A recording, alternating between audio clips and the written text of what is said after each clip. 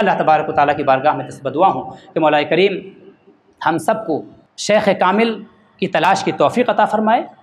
اور ان سے جب ملاقات ہو جائے تو ملاقات کے بعد پھر ان کی اتباع، ان کی اطاعت کی توفیق عطا فرمائے، اور شیخ جو سختی کریں اس سے ہم بھاگے نہیں۔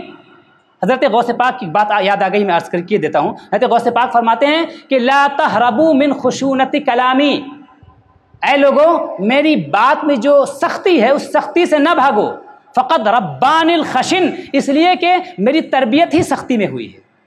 ہمارے مشائخ نے سختی کے ساتھ ہماری تربیت کی ہے۔ ان کے شیخ حماد عباس نے ان کو ایک مرتبہ پانی میں ڈھکیل دیا تھا، صرف اس بات کا ٹیسٹ کرنے کے لیے کہ اس کی ارادت پکی ہے یا نہیں،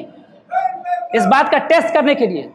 کیونکہ یہ اولیاء اللہ کا جو جلال ہے اس میں ہمارے لیے جمال ہے، اولیاء اللہ کے جمال میں ہمارے لیے جلال ہے۔ اس لیے کہ جب جمال کی کیفیت ہوتی ہے تو انسان شوخ ہو جاتا ہے، کبھی کبھی گستاخی بھی کر جاتا ہے، ایسی باتیں کر جاتا ہے جو نہیں کہنا چاہیے، اور کبھی کبھی وہ نقصان بھی پہنچا دیتا ہے۔ اور اگر شیخ جلال کی کیفیت میں ہے تو کیا ہوتا ہے کہ مرید محتاط رہتا ہے، ڈرا رہتا ہے، خوف کی کیفیت میں رہتا ہے، خشیت کی کیفیت میں رہتا ہے، تو وہ ہمہ وقت جو ہے اپنے اس بات کا خیال رکھتا ہے کہ کہیں سے کوئی نافرمانی نہ ہونے پائے، کہیں سے جو ہے بے فرمانی نہ ہونے پائے، اور اپنے آپ کو محتاط رکھتا ہے اور شیخ کی فرما برداری کی کوشش وہ کرتا ہے۔ تو اللہ تبارک و تعالیٰ کی بارگاہ میں دست بدعا ہوں کہ مولا کریم ہم سب کو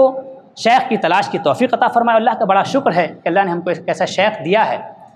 کہ ہم جتنا فخر کریں، اس نعمت پہ جس قدر ہم فخر کریں اور جس قدر ہم شکر ادا کریں اللہ تبارک و تعالیٰ کو، اس کا ہم شکر نہیں ادا کر سکتے۔ اس دور میں، ایسے دور میں جب کہ اولیاء اللہ چھپ گئے ہیں، اولیاء اللہ نے اپنے چہروں پر نقاب اوڑھ لیا ہے، بہرحال اللہ نے اپنے ایک صادق بندے سے ہماری ملاقات کرائی ہے، تو ہماری ذمہ داری ہے کہ ہم ان سے محبت رکھیں، ان سے نسبت رکھیں، اور ان کی اطاعت کرنے کی کوشش کریں تاکہ ہمیں فلاح حاصل ہو جائے، ہمیں کامیابی حاصل ہو جائے، ہم اللہ تبارک و تعالیٰ کے مقرب بندے بن سکیں۔